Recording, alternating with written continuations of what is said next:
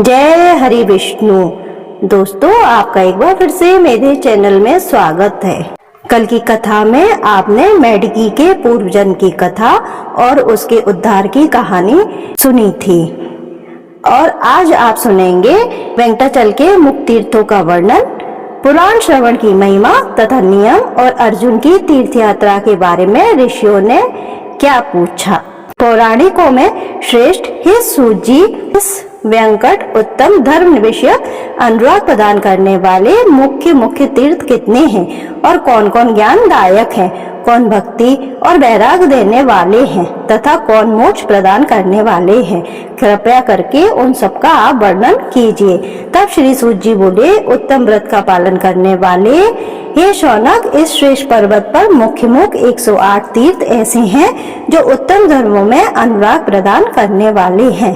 इन 108 तीर्थों में 6 तीर्थ भक्ति और वैराग्य देने वाले हैं और इन व्यक्तांचलों के शिखर पर 6 तीर्थ मुक्तिदायक माने गए हैं, जिनके नाम इस प्रकार है: स्वामी, पुष्करणी, आकाश, गंगा, पाप विनाशन, पांडु तीर्थ, कुमारधारिका तीर्थ और तुम्बु तीर्थ। जो भी मनुष्य इन तीर्थों के महात्म्य के साथ भगवान विष्णु की भुवन पावनी कथा को सदा सुनते हैं, वे इस लोक में निश्चय ही भगवान विष्णु के भक्त होते हैं। संपूर्ण भुवनों को पवित्र करने वाली श्री विष्णु कथा को सर्वदा श्रवण करने में अगर कोई सामर्थ्य ना हो तो 2 घड़ी, 1 घड़ी या 1 क्षण भी जो भक्ति पूर्वक इसे सुन लेता है उसकी कभी दुर्गति नहीं होती है। संपूर्ण यज्ञों और सब प्रकार के दानों से जिस फल की प्राप्ति होती है वही फल मनुष्य एक बार पुराण कथा को सुनने से ही प्राप्त कर लेता है। पुराण का श्रवण और भगवान विष्णु के नामों का कीर्तन, ये 2 ही मनुष्य के पूर्ण रूपी वृक्ष के महाफल है। अगर कोई बड़ा प्रयास करके अमृत ही पी ले तो भी वह अकेला ही अजर अमर होता है, लेकिन भगवान विष्णु का कथा रूपी अमृत तो समस्त कुल को ही अजर अमर बना देता है। पुराण का जानने वाला विद्वान बालक, युवा, वृद्ध, तारित अथवा दुर्भाग्ययुक्त ही क्यों ना हो, वह पुण्यात्मा पुरुषों द्वारा सदैव वंदनीय और पूजनीय ही होता है। पुराण वेदता ब्राह्मण जब कथा कहने के लिए व्यास आसन पर बैठ जाए तब प्रसंग की समाप्ति होने तक वे किसी को प्रणाम न करें। जहाँ खोटे मनुष्य रहते हैं, जो स्थान हिंसक जंतुओं से घिरा हुआ हो और जिस घर में जुआ खेला जाता है, वहाँ विद्वान पुरुष पवित्र कथा कभी ना कहे। जो उत्तम गांव हो, जहाँ अच्छे लोग बसते हो, जो उत्तम क्षेत्र, पवित्र देवालय या फिर नदी का पवित्र तट हो, वहाँ पर विद्वान पुरुष को कथा सुनानी चाहिए। जो श्रद्धा और भक्ति भाव से युक्त हो, अन्य कार्यों में जिसका मन न लगा हो और जो मन पवित्र और शांत भाव से सुनते हो, ऐसे ही श्रोता पुण्य के भागी होते हैं। जो अधम मनुष्य बिना भक्ति भाव के पवित्र कथा सुनते हैं, उनको कभी भी पुण्य फलों की प्राप्ति नहीं होती है। जो पान चबाते हुए भगवान की पवित्र कथा सुनते हैं, वे नरक में जाते हैं। जो पाखंडी ऊंचे आसन पर बैठकर कथा सुनते हैं, वे नरक को भोगकर अंत में कौवे बनते हैं। जो वीरासन लगाकर या सिंहासन पर बैठकर भगवान की कथा सुनते हैं, वे टेढ़े मेढ़े वृक्ष बनते हैं। जो प्रणाम न करके कथा सुनते हैं, वे विश्व वृक्ष होते हैं और जो स्वस्थ होकर भी सोकर कथा सुनते हैं, वे अजगर होते हैं। जो वक्ता के समान आसन पर बैठकर कथा सुनते हैं, वे पाप का भागी होकर नरक में जाते हैं। जो पुराण के ज्ञाता विद्वान की तथा सब पापों का नाश करने वाली उत्तम कथा की निंदा करते हैं, वे कुत्ते बनते हैं। जब कथा सुनाई जाती है उस समय जो दुष्टापूर्ण उत्तर प्रत्युत्तर करते हैं, वे गधे बनते हैं। उसके बाद गिरगिट की योनि में जन्म लेते हैं।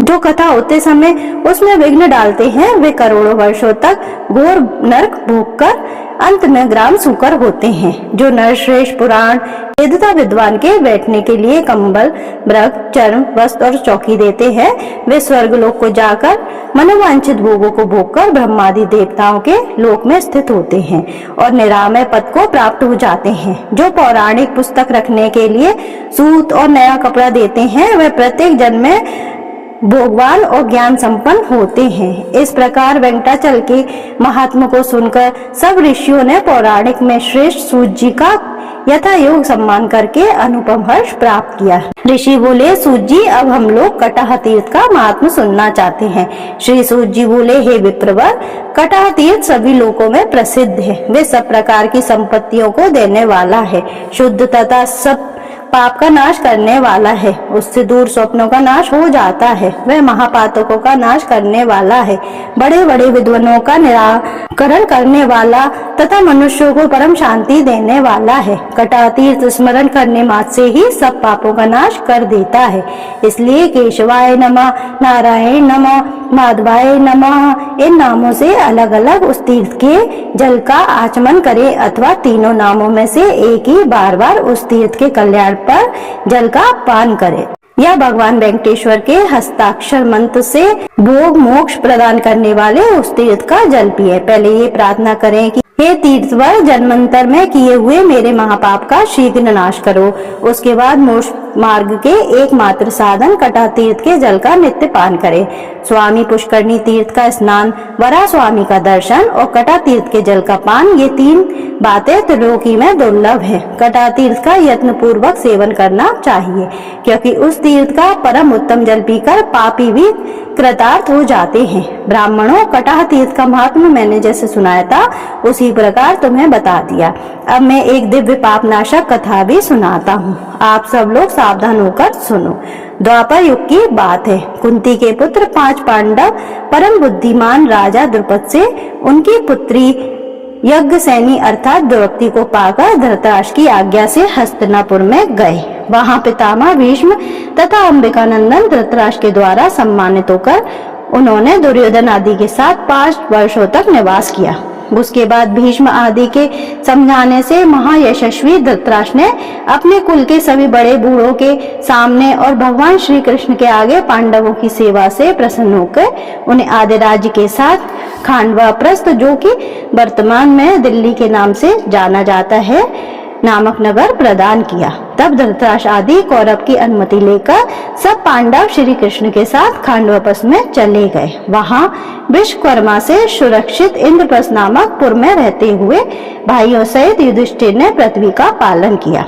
भगवान श्री कृष्ण के द्वारका चले जाने पर धर्म के जानने वाले कुंती पुत्र ने नारद जी के उपदेश से द्रौपदी के विषय में यह प्रतिज्ञा की कि द्रौपदी क्रमशः 1 वर्ष एक पांडव के घर में निवास करेगी। इस निर्णय के बाद जो दूसरे भाई के घर में रहते हुए पांचाल कुमारी द्रौपदी को देख लेगा, उसे 1 वर्ष तक तीर्थ दर्शन करना पड़ेगा।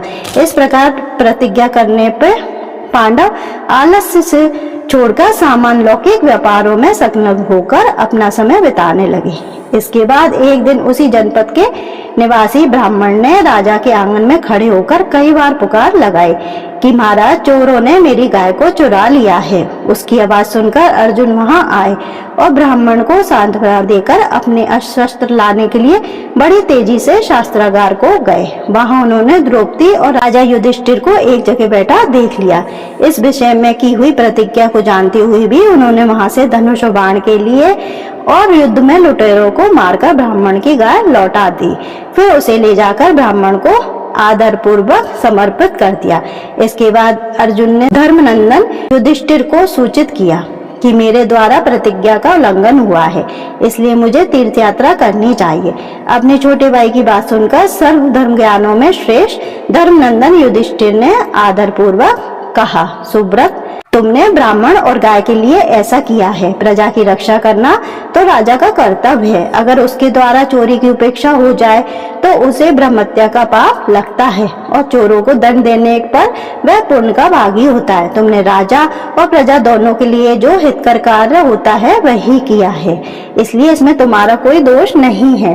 धर्मराज का यह वचन सुनकर सदा धर्म तत्पर रहने वाले अर्जुन ने हाथ जोड़कर कहा, हे भूपाल, आप ऐसी बात ना कहें। आप धर्म के सर्वस्व को जानते हैं, धर्म के साक्षात स्वरूप हैं तथा कर्तव्य और अकर्तव्य के ज्ञाता भी हैं। समर्थ पुरुष को अपनी की हुई प्रतिज्ञा का कभी भी उल्लंघन नहीं करना चाहिए। और अगर मुझ पर दया करके मुझे तीर्थों में जाने से आप रोक देंगे तो संसार के मनुष्य तो मुझे हठ प्रतिज्ञ कहने लगेंगे, फिर भला उन्हें कौन रोक सकता है। मेरा मन भी तीर्थ यात्रा की उत्कंठा से उतावला हो रहा है। राजन, नारद जी ने जो अनुशासन किया है वो हमारे लिए सर्वदा कर्तव्य है और इस समय मुझे उसका पालन भी करना चाहिए। इसलिए महाराज, तीर्थ यात्रा के लिए मैंने जो यह उद्योग किया है, इससे आपको प्रसन्न होना चाहिए। स्वामी को सेवक की प्रतिज्ञा का उनके द्वारा निर्वाह करवाना चाहिए। तब भाइयों की सलाह लेकर बहुत अच्छा कहकर युधिष्ठिर ने अर्जुन का यह अनुरोध स्वीकार कर लिया। अर्जुन ने प्रणाम और विनय आदि के द्वारा अपने बड़े भाई को संतुष्ट किया। फिर यथा योग्य भीमसेना आदि बंधुओं से भी विदा लेकर ब्राह्मण से स्वस्ति वाचन कराकर अर्जुन वहां से तीर्थ यात्रा के लिए प्रस्थान कर गए। राजकुमार अर्जुन ने पहले गंगा नदी के तट पर पहुंचकर उसी के किनारे किनारे निकटवर्ती मार्ग से जाते हुए हरिद्वार, प्रयाग और काशी आदि तीर्थों का दर्शन किया और अन्य तीर्थों का दर्शन करते हुए वे ऊंची ऊंची तरंगों से लहराते हुए दक्षिण समुद्र तक जा पहुंचे। फिर परम पवित्र महानदी, प्रसिद्ध पुरुषोत्तम तीर्थ और सिंहाचल का दर्शन करके उन्होंने अपने आप को कृतक माना। इसके बाद अर्जुन ने समस्त पातक समूह का विनाश करने के कारण अतिशय गौरव को प्राप्त हुई पुण्यमय गोदावरी नदी का दर्शन किया। उसके जल से विधि पूर्वक स्नान करके वे महापाल नदी के तट पर गए। उसके दर्शन से उन्हें बड़ी प्रसन्नता हुई। उसके बाद वे सरिताओं में श्रेष्ठ कृष्णवेणी नदी के समीप जा पहुंचे और भगवान शंकर के निवास स्थान श्री पर्वत का दर्शन किया। फिर पिनाकिनी नदी को पार करके देवालयों और ऋषियों द्वारा सेवित वेंकटाचल पर्वत का दर्शन किया, जो भगवान नारायण का निवास है।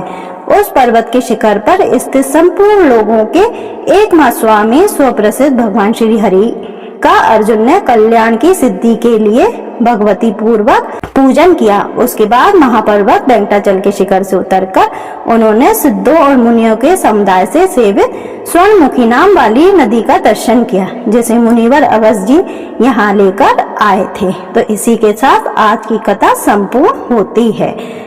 आगे की कथा जारी रहेगी। आपको मेरा ये वीडियो अच्छा लगा तो आप मेरे वीडियो को लाइक करें, शेयर करें और चैनल को जरूर सब्सक्राइब करें। धन्यवाद दोस्तों।